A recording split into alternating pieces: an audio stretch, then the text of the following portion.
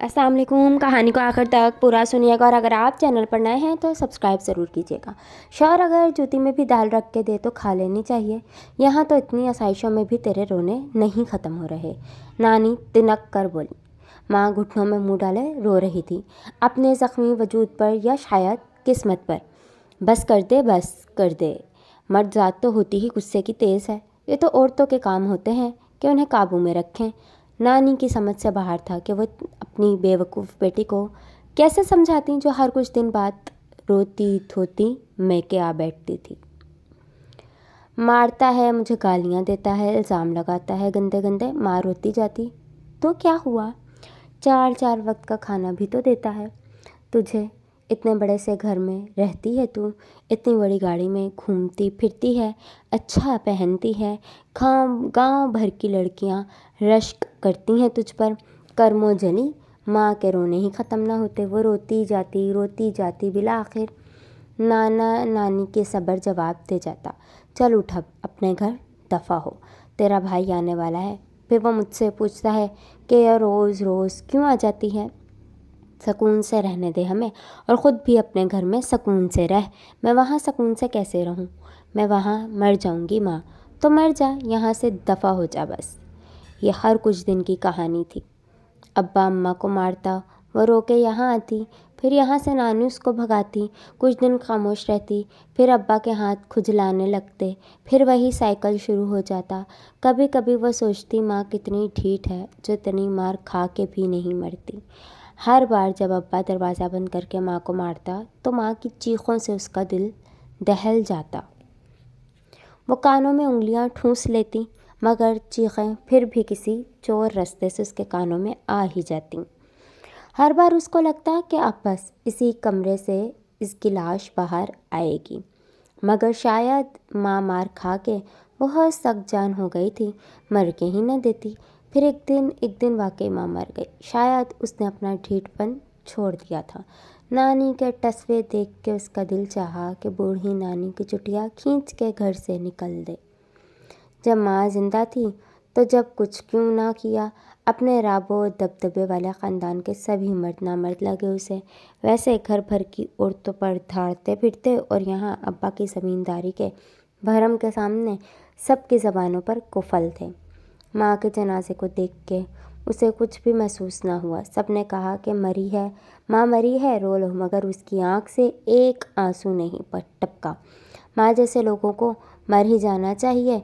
वैसे भी वो आज नहीं मरती तो कल मर जाती, जो कल होना था वो आज हो गया, तो किस बात का रोना। मगर इस दिन उसने खुद से एक बात का वादा किया, मैं कभी माँ जैसी कमज़ोर औरत नहीं बनूंगी। शहर की एक मशहूर शहरा पर गाड़ी भगाती हुआ आज बहुत खुश लग रही थी। खुले बाल हवा से उड़ रहे थे, ज़ेर लाब वो कुछ गुनगुना रही थी। आज उसने एक बहुत अहम केस जीता था, घरेलू तशद्दुद का। औरत को एक जालिम आदमी के चुंगल से छुड़ाते उसे न जाने क्यों माँ की याद आ गई। काश हमारे गांव में भी इस वक्त ऐसी सहूलत होती। फिर इसी याद आया कि अगर गांव में इस वक्त ये सहूलत होती तो गांव के आधे से ज़्यादा मर्दों को सज़ा हो गई होती। वहाँ घरेलू तशद्दुद शादीशुदा ज़िंदगी का एक अहम हिस्सा था। अचानक से फ़ोन बजा। कॉल करने वाले का नाम देखकर उसकी मुस्कुराहट और गहरी हो गई।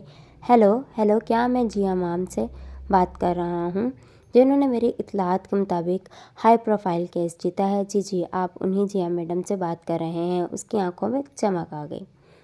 उसने गाड़ी के शीशे में खुद को देखा। पूरा एतमाद निडर औरत का अक्स उसको सुकून दे गया। मैं माँ जैसी नहीं बनूंगी। उसका अहद किसी हद तक कामयाब रहा था। तो जिया मैडम, क्या आप आज रात हम जैसे लफंगे के साथ डिनर पर जाने का टाइम निकाल सकती हैं? ओके, आप जैसे लफंगों के लिए जिया मैडम के पास वक्त ही वक्त है। ओके, फिर रात में मिलते हैं, बाय। दूसरी तरफ से हुन्नैन ने कॉल काट दी। हुन्नैन सिर्फ उसका शौहर ही नहीं, उसका बहुत अच्छा दोस्त भी था। इसीलिए जब कुछ अरसे की दोस्ती के बाद उसने उसे प्रपोज़ किया तो वो इनकार नहीं कर पाई। शादी के वक्त उसको सिर्फ एक डर था, हन्नैन भी उसके अब्बा की तरह निकला तो फिर वो क्या करेगी, और वो ये ख्याल झटक देती।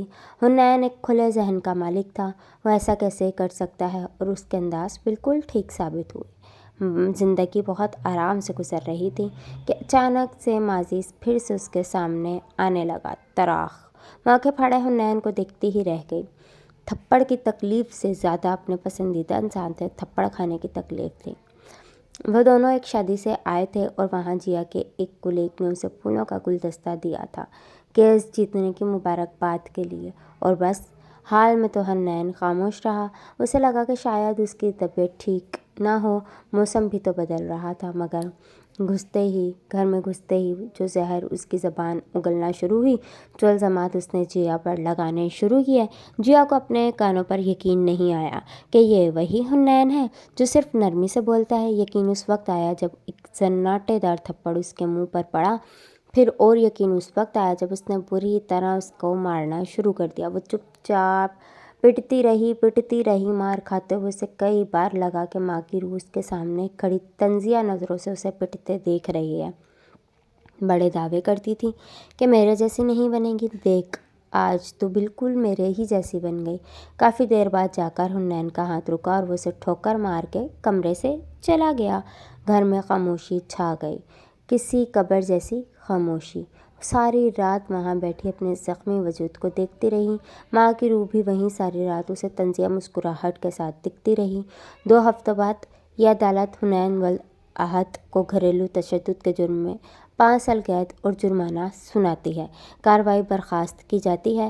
سب لوگ عدالت سے باہر چلے گئے، وہ وہیں بیٹھی رہی، اسی خالی پن کے ساتھ جو ماں کے جنازے پر ہوا تھا۔ کچھ بھی محسوس نہیں ہو رہا تھا۔ اس نے اپنا کیس خود ہی لڑا تھا، اس لیے جیت کی امید تو اس سے پہلے سے تھی۔ سچ بتاؤں تو بڑی حیرت ہوئی مجھے اس کی وکیل دوست سامیہ اس کے پاس آئی۔ کیوں؟ تم اپنے شوہر کے ساتھ ایسا کیسے کر سکتی ہو؟ سابقہ شوہر، طلاق کا کیس بھی فائل ہو چکا ہے ہمارا۔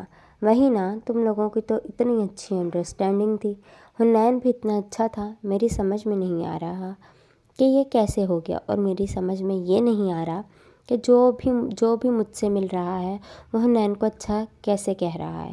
کیا اس کا جرم نہیں دکھ رہا کسی کو؟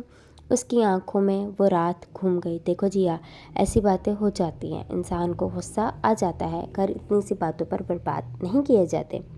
ایسی باتیں اسی لیے ہوتی ہیں کیونکہ ہم انہیں ہونے دیتے ہیں، اور میرے لیے یہ اتنی سی بات نہیں ہے۔ اور اس کے علاوہ ایک اور بھی وجہ ہے۔ وہ ماں کی روح کی تنزیہ مسکراہٹ دیکھتے ہوئے بولی، اس رات کی مار کے بعد سے ماں کی روح اس کے ساتھ ساتھ لگی تھی، اپنی تنزیہ مسکراہٹ کے ساتھ اسے تکتی رہتی۔ کیا میں اپنی ماں جیسی نہیں ہوں؟ بالکل بھی نہیں، اس نے مضبوط لہجے میں کہا۔